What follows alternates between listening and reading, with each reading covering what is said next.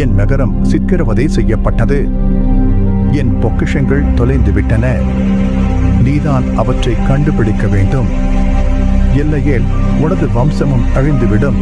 அந்த கனவு வெறும் கனவல்ல, ஒரு சாபத்தின் எச்சரிக்கை என்பதை ராஜேந்திரன் உணர்ந்தான். தனது படைகளுடன் அந்த மறைக்கப்பட்ட நகரத்தை தேடி புறப்பட்டான். திசைகள் தெரியாமல், அடையாளங்கள் புரியாமல் எத்தனையோ நாட்கள் பயணம் தொடர்ந்தது. ஒரு நாள் அடர்ந்த வனத்தின் நடுவே காலம் மறந்த ஒரு ரகசியம் வெளிப்பட்டது.